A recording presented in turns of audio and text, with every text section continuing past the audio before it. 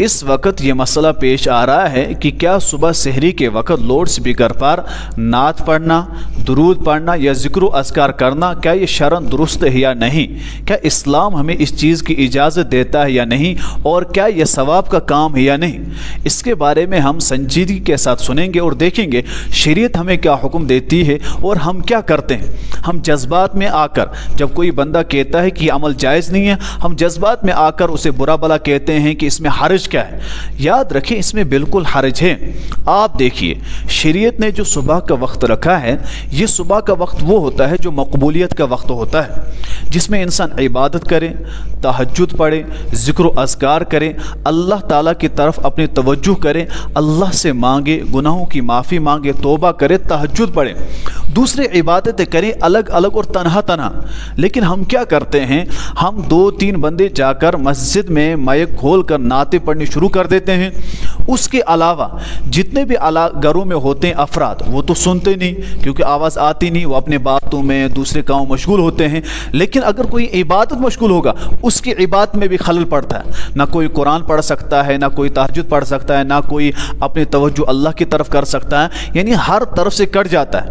ہمیں لگ رہا ہے کہ ہم نیک عمل کر رہے ہیں، ہم نیک عمل کے آڑ میں گناہ کر رہے ہیں، دوسروں کو نیکی سے روک رہے ہیں۔ اب اندازہ لگا 2-3 بندے تو مائک پر ہیں اور وہ پڑھ رہے ہیں، سن تو کوئی باہر نہیں رہا ہے کیونکہ آواز آتی نہیں ہے، گھروں میں اپنے اپنے کام میں۔ لیکن جو بندہ الگ سے عبادت میں مشغول ہوگا، کیا وہ عبادت کر پائے گا؟ بالکل نہیں۔ اس کے علاوہ عورتوں کے یہاں گھروں میں چھوٹے چھوٹے بچے سوئے ہوتے ہیں، وہ بھی جاگ جاتے ہیں، پھر وہ ان کے ساتھ لگتے ہیں، وہ اپنی عبادت نہیں کر سکتے ہیں۔ کوئی بزرگ آدمی ہوتا ہے کہ وہ روزہ نہیں رکھ پاتا ہے، وہ سویا ہوتا ہے، اس کی نیند میں خلل ہو جاتا ہے، اس کو بھی جاگنا پڑتا ہے۔ اور اسی اعتبار سے بہت ساری چیزیں اور بہت ساری خرابیاں اس میں ہیں۔ اور اگر ہم اس وقت اس کو چھوڑ دیں گے، کہیں گے حرج کیا ہے، آگے چل کر یہ ایک رواج بن جائے گا، پھر لوگ یہی مائک پہ آ کر بس نعتیں پڑھنی شروع کر دیں گے۔ بعض جگہ تو موبائل رکھ کر اور خود وہ بندے باتیں کرتے رہتے ہیں۔ عجیب معاملہ ہے۔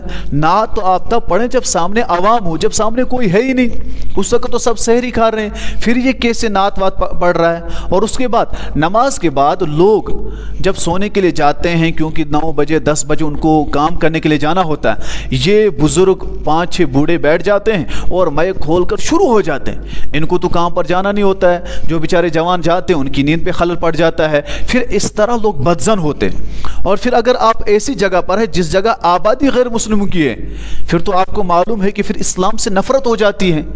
تبھی تو اسلام کہتا ہے کہ اذان کے لیے صرف مائک استعمال کریں، اس کے علاوہ کسی اور کے لیے مائک استعمال نہ کریں۔ اگر آپ کو استعمال کرنا ہے اندر کی مائک کریں، جہاں جو لوگ بیٹھے وہ سنیں۔ آپ صبح کی نعت کسے سنا رہے ہیں؟ درود و اذکار کسے سنا رہے ہیں؟ وہ تو سوئے ہوئے اپنے کام مشغول، اگر انہیں سننا تھا تو مسجد میں بیٹھتے، وہ خود پڑھتے۔ اور ایک بات، دوسری بات، اگر آپ کو پڑھنا ہی ہے تو آہستہ کیوں نہیں پڑھ سکتے ہم؟ کہ آہستہ اللہ تبارک و تعالیٰ نہیں سنتے؟